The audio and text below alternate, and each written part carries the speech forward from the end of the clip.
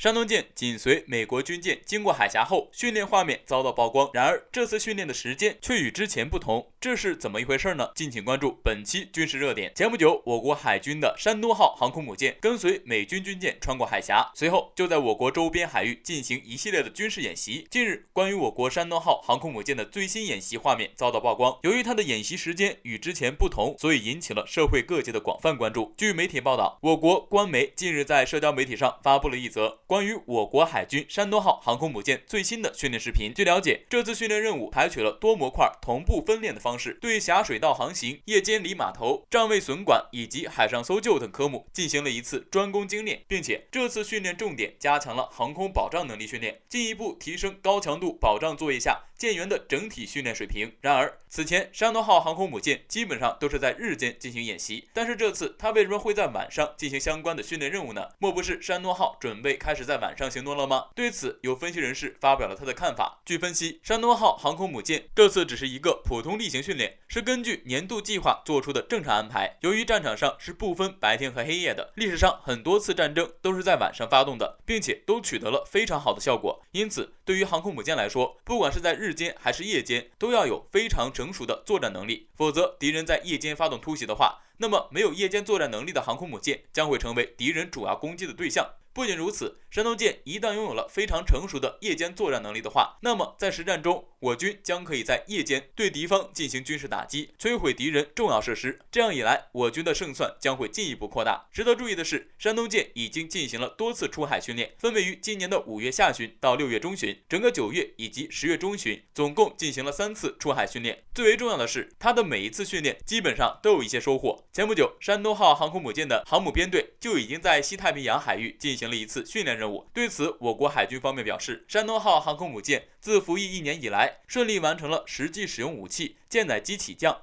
作战系统调试等任务。由此可见，我国山东舰航母编队的整体作战能力有了非常大的加强。不得不说，山东号和辽宁号航空母舰的出现，对于我国来说意义的确十分重大。眼下，我国周边的局势被美国搅扰以后，开始变得动荡不安。有了这2艘航空母舰之后，我军将能够更有底气在家门口秀肌肉，让周边的国家和地区不敢轻举妄动。印度竟有专门造假新闻污蔑中巴的机构，事情曝光之后，印度人又是如何看待此事呢？我们知道，近年来外媒对于中国散播一些假消息已经是屡见不鲜了，而不久前，欧洲的非政府机构欧洲谣言实验室公布了针对中国与巴基斯坦进行大规模新闻造假的印度媒体机构，着实让人大开眼界。此事也闹得沸沸扬扬。根据欧洲谣言实验室公布的报告，由印度官方资助的至少750个媒体机构，在15年来编撰了无数的假新闻，其中不少带有反中与反巴的性质。这些机构分别在65个国家中肆无忌惮传播假新闻，抹黑其他国家，并且还把一些有国际影响力的大媒体也牵扯进去了。至于这些机构是如何造假的，有人总结了3个方法。首先，这些机构会制作一些山寨版的有国际影响力的媒体网站，并在上面造一些假消息，然后印度国内的正规媒体进行转载，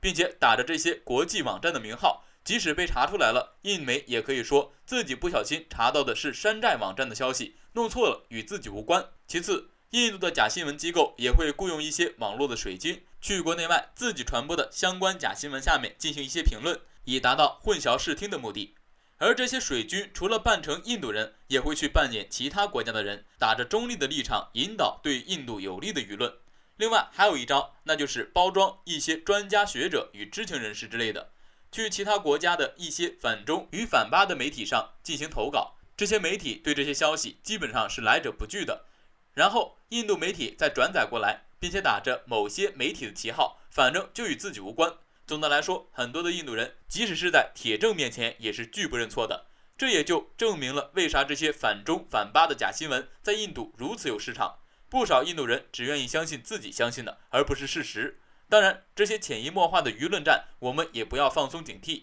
舆论高地同样是重要的战场，你若不重视，就会把主动权主动让人。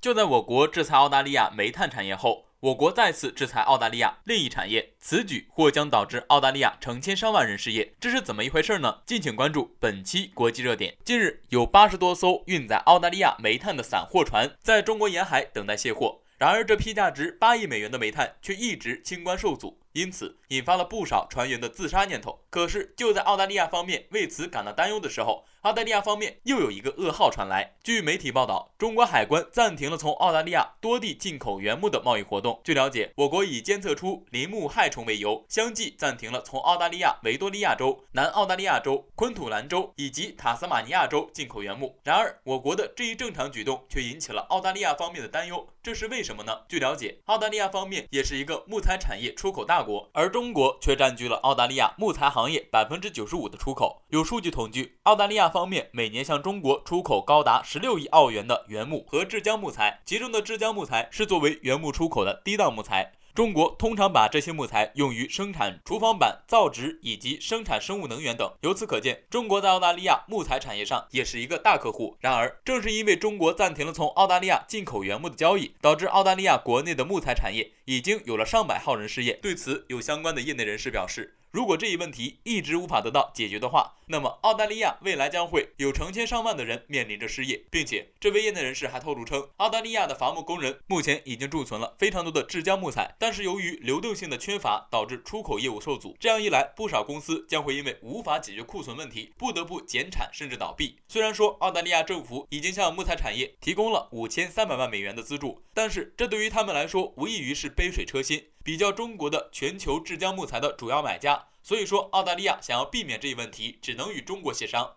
由此可见，澳大利亚方面或许已经顶不住了。此前他们的煤炭产业受到我国制裁之后，他们还认为无关紧要，损失可以从铁矿产业中得到弥补。然而这次我国对澳大利亚木材产业的制裁，他们将很难得到弥补，毕竟中国占据了他们95%的出口量。如果说中国无期限暂停进口澳大利亚木材的话，那么澳大利亚木材产业肯定就会崩溃。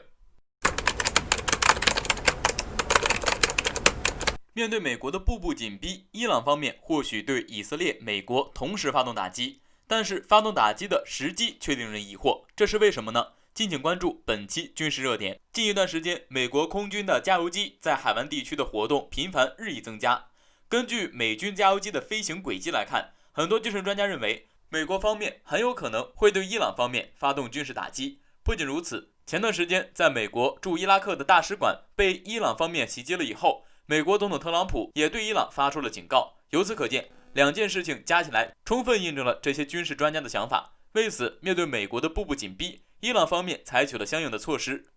据俄罗斯媒体报道，由于伊朗与美国之间的关系越来越紧张，伊朗方面正在向伊拉克地区转移导弹武器。据了解，伊朗革命卫队目前已经向伊拉克地区交付了短程导弹、无人机以及2支精锐的作战部队。这些武器以及部队将会部署在伊朗支持的武装组织营地中。有消息称，伊朗方面除了用这些装备来反击美国之外，很有可能会优先向美国和以色列发动攻击，以此来为前段时间遭遇身亡的伊朗核专家以及在今年年初身亡的伊朗革命卫队指挥官苏莱曼尼报仇。按照伊朗目前的实力来看，伊朗革命卫队和当地的一些反美组织可以在当地同时对美国和以色列进行打击，并且他们的军事行动很有可能会在美国现任总统特朗普临任后进行。由此可见，伊朗方面已经做好了准备来应对随时会发生的军事冲突。但是伊朗方面为什么会选择在特朗普临任后才会对以色列或美国发动军事打击呢？据分析，目前由于美国现任总统任期将至，并且有传闻称特朗普想在临任后给拜登留下一堆烂摊子。如果说这一传闻是真，那么这个时候伊朗对美国或者以色列发动军事打击的话，那么对于伊朗来说后果将会非常严重。因此特朗普正愁没有机会给拜登留下烂摊子，这个时候伊朗发动军事打击的话，那么特朗普很有可能会以这个为由对伊朗发动不计后果的反击。由此可见，伊朗方面是经过了深思熟虑之下才会做出这一决定。不过不得不说的是，伊朗对待美国的态度的确值得效仿，毕竟面对强硬的美国，只能用强硬的手段来回击他们，否则他们会更加的得寸进尺。